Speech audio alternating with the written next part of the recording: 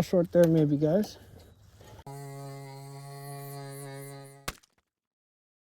What's up, YouTube? I'm Taylor and I hit mosquitoes. Welcome back to the channel and the garage.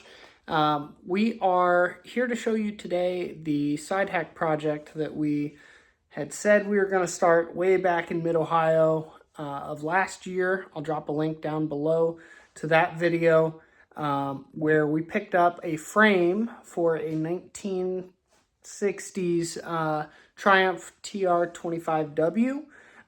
It's a unit single frame, and the good thing about that is it kind of matches the frame on that BSA as well as this BSA. Now, I had said that I wanted to use it as the sidecar suspension, and I am pleased to announce we have built the sidecar. So let's go ahead and I'll turn the camera around and show you guys a little bit more about what I did here. Here we have the 1968 BSA Shooting Star that we've made into a Victor, modified a little bit. Went ahead and made a side hack for it, and I've got zero experience up to this with making sidecars, riding sidecars, any of the sort. And this was just a fun project idea that I had for Mid-Ohio because Tanner's my brother, for any of you that don't know. He and I always end up getting separated at Mid-Ohio. And the idea behind that is because Tanner, he pretty much rides once a year, and that's Mid-Ohio weekend. So he's not super familiar with how to handle the clutch, all of that good stuff. Inevitably, he ends up killing his bike, and then I'm waiting for him in a sea of people and bikes, and just so he could catch up. And then I might accidentally kill my bike or whatever, because it happens to me too, believe it or not. Not a every time thing by any means, but it does happen. So I wanted a means that he and I could get around Mid-Ohio together, as well as haul home goodies from the swap meet. So that was the initial idea behind this, just to further explain it. Now, this will be a trail bike also, so I wanted to make it kind of light and durable. Didn't want like a fiberglass body sitting right here. So what I opted for was this kind of ladder style frame that I had seen someone else do. Basically built this out and welded it to the back half of the Triumph TR25W frame right there. So you've got the part of the bottom cradle right here, and then the backbone supports I left all the way up to where they were joined. Welded in a few cross members and some thick steel plates. That way I could mount a winch, because this will be a trail bike also. Already about crashed it into a couple trees just testing it in the yard. So it's taken a little bit of getting used to steering wise, as well as figuring out the steering geometry. So I think I've got it about dialed in. It definitely handles better with someone in the passenger seat, which for right now isn't even attached. The idea is that I'll take this steel ammo can, bolt it right there, and then I'm gonna make a seat pan, essentially bolt a seat to the lid of this. That way I've got storage for wrenches or, you name it, ratchet straps, whatever, inside here, tire irons, tubes, that sort of thing. And that'll all get stored in here. But then at the same time, I can also have a seat there as well for someone to sit on, and it isn't too bad. Now, something else that I've figured out is the Kickstart lever makes contact, but just barely with that. Now, I knew going into this project that I wouldn't get a full kick, just based on how the frame works for this. So I did have to tie it into the bottom motor cradle there. I didn't want to make a subframe that hung real close to this rear wheel. So that might get changed in the future in order to get a full kick, but in the meantime, this bar needs to be shifted in about 2-3 inches just to clear this piece here. When that happens, I should be able to get more of a kick. I've been having an issue with it flooding with fuel, and then it backfires. Last time I started this up, I actually caught it on fire, was able to put it out. Hopefully that doesn't happen today when I go to start it up for you. Alright, I'm going to go ahead and get it fired up and warmed up here in the garage. That way it's nice and warm, or warmer than outside. And hopefully this thing doesn't catch fire again. But it's cold. It's about 60 degrees in here.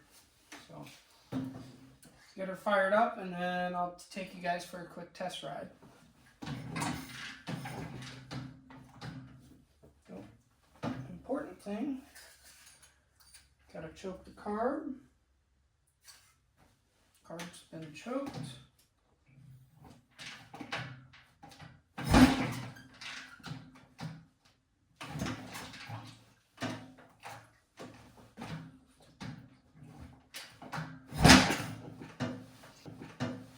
See what I mean? Super frustrating not being able to get a full kick. You almost have to give up on the kick before you get that spark. The sad thing is this thing fired second or third kick every time before I put the sidecar on. And I should have made it a left-hand drive so that this wasn't a pain in the ass. But here we are.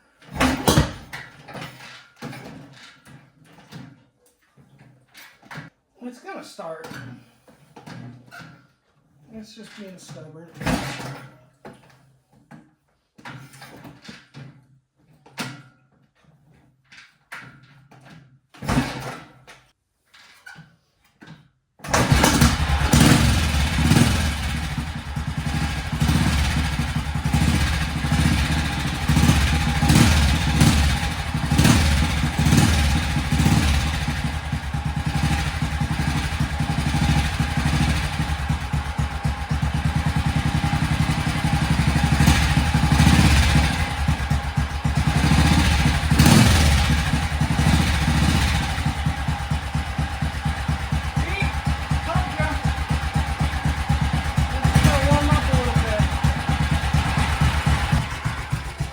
Go ahead and get the cameras all hooked up, and then we're going to go for a little bit of a ride down the block and back.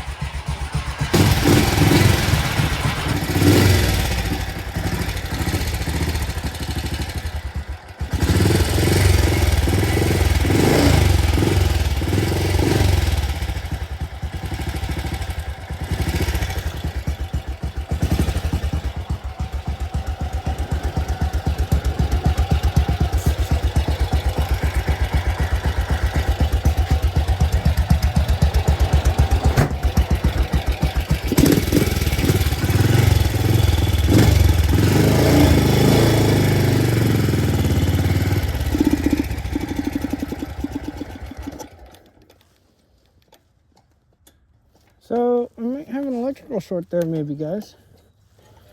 I don't know. Well, I wonder if I'd be able to bump start it. It's weird that the taillight's out though.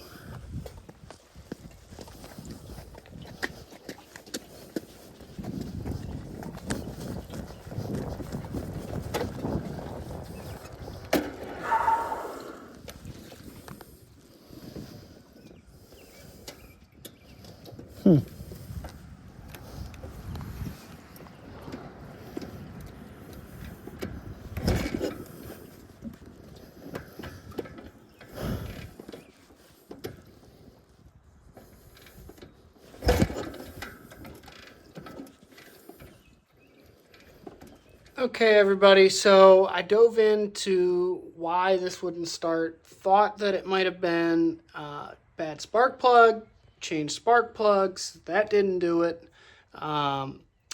Tried testing the battery, thought it might be a little bit low, plugged it in. It got done charging, and that wasn't the problem. So next thing to check, and probably should have been my first step, was checking the fuse. Unfortunately, we do not have any more fuses here at the house, so I'm going to have to run back into town and pick some more of those up, and hopefully, I think I know what caused it too. I've been having issues with this headlight. I believe I had a broke connection, and I would almost bet there's a loose connection in here or something where it's touching the inside of the shell. That caused it to short and then fry the fuse. There's a better shot. Fry the fuse.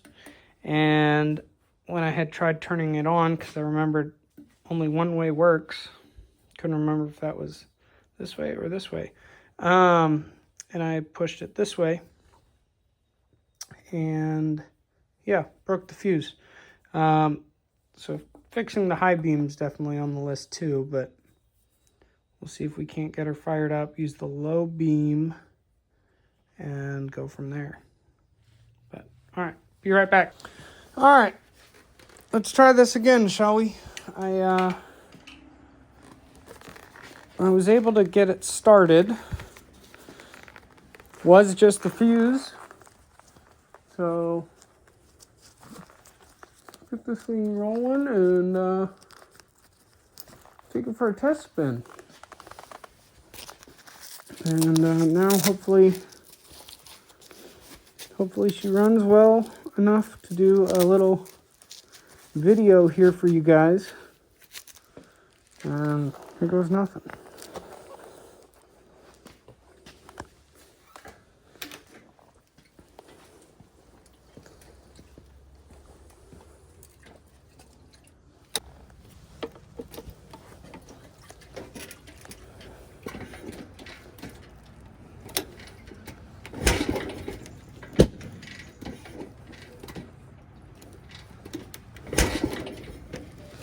Oh, come on. You were just running.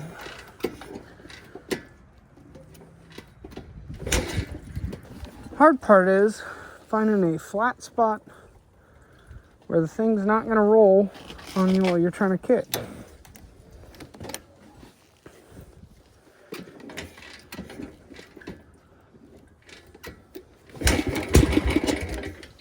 See? It'll go this time. Correction.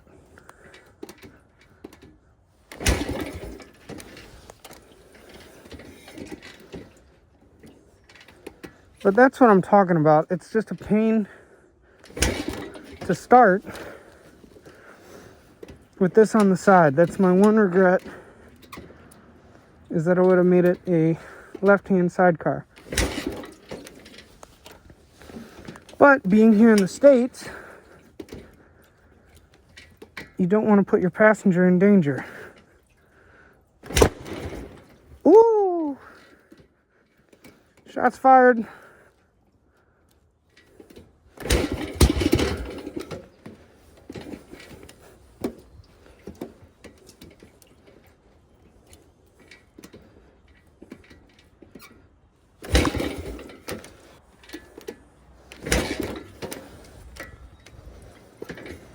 I swear, this thing fires up every time I don't have the damn camera rolling.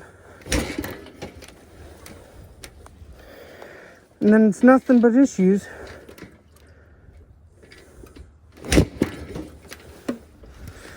As soon as turn the camera. And I'm gonna get this thing started off camera because it's just being a pain. And then we'll resume once it's running.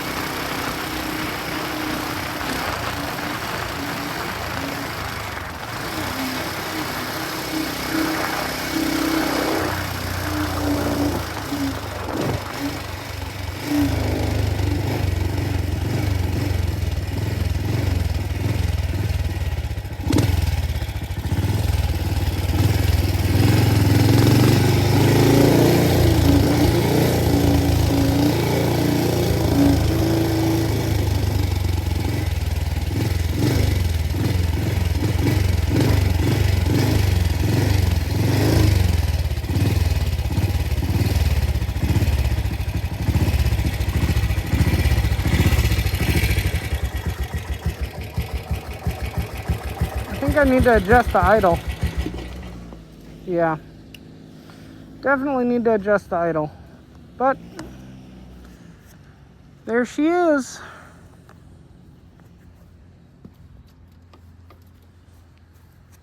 So we finally got that ride in today. What a headache that was, getting everything running right. It should not have been like that, but I did figure out the reason for our issue here. It's definitely, there's a ground inside that, so that's not supposed to be like that at all.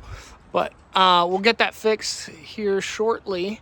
If you want me to do a electrical diagnosis video just to try to break down like how I was able to sort it out that it was just the fuse, rather than like the battery or anything of the sort, drop a comment below, let me know. I would be happy to do a little electrical troubleshooting how-to, just something quick. So yeah, drop a comment below. I appreciate you guys following along and checking out my videos and enjoying the channel. So, but make sure you hit that subscribe button down below. And until next time, guys, enjoy.